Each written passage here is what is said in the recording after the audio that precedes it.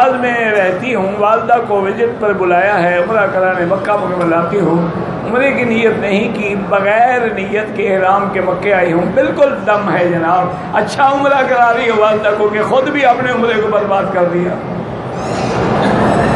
جب تم نے میقات کرا اس کا، اب ایک حل ہے میری بیٹی کہ فوراً طائف چلی جاؤ، یا طائف نہ جا سکو مدینہ پاک چلی جاؤ، مدینہ پاک بھی دور ہو تو رابغ چلی جاؤ، الجحفہ وہاں بھی میقات ہے، میقات سے عمرہ کا احرام باندھو، دم سے بچ جاؤ گی، عمرہ کرو۔ بیٹی کے شوہر کو زکوٰۃ دے سکتا ہوں، اگر وہ غریب ہے تو دے سکتے ہیں۔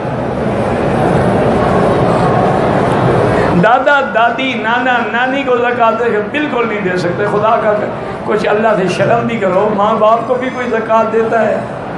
زکوٰۃ تو میل ہوتی ہے، ماں باپ کو میل کھلانا چاہتے ہو؟ باپ داداؤں اوپر تک زکوٰۃ نہیں دے سکتے، نانا نانی دادا دادی بیٹا بیٹی بیٹی کی بیٹی ان کو زکوٰۃ نہیں دے سکتے۔ بیوی کے ماں باپ کو اس کے ماں باپ کو زکوٰۃ دے سکتے ہو، ساس سسر کو، لیکن یہ نیت نہ ہو کہ بیوی خوش ہو جائے۔ آج کل یہ بھی تو مسئلہ ہے نا، واقعی وہ غریب ہوں گے تو نا۔ سرکار دو عالم کے روضہ مبارک پہ جب جائیں، سب سے پہلے اپنے مکان پہ جا کے غسل کریں، اچھے کپڑے پہنیں، خوشبو لگائیں، اور مسجد نبوی میں آ کے بسم اللہ والصلاۃ والسلام علی رسول اللہ، اللہم اغفر لی ذنوبی وافتح لی ابواب رحمتک، پھر 2 رکعت تحیت المسجد پڑھیں، پھر ادب سے چلتے چلتے چلتے سرکار کے مواجہ شریف میں آئیں تو وہاں کھڑے ہو کر سلام پڑھیں، السلام علیکہ ایھا النبی ورحمۃ اللہ وبرکاتہ، السلام علیکہ یا رسول اللہ، السلام علیکہ یا حبیب اللہ، السلام علیکہ الصلاۃ والسلام علیکہ یا خیر خلق اللہ۔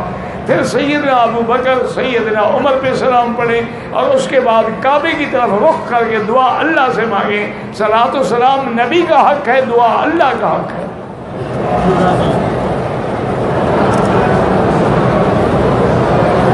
حالت احرام میں عورت رومال کو پن لگا کے نقاب کرے نہیں، آگے کپڑا لٹکا دے، پن لگا ہے تو سلا ہوا کپڑا ہو گیا نا۔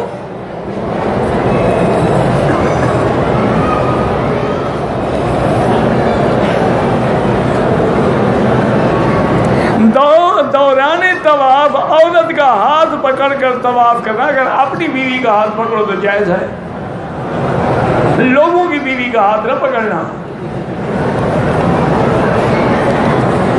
تمہاری بیوی ہے، ہاتھ پکڑ کے کیوں نہ طواف کرو، کیا ہے؟ یا مثلا ماں ہے، بوڑھی ہے، ہاتھ پکڑ کے بیچارہ طواف کر رہا ہے، بہن ہے، بوڑھی ہے، بیٹی ہے، خطرہ ہے گم نہ ہو جائے، گر نہ جائے، کوئی حرج نہیں۔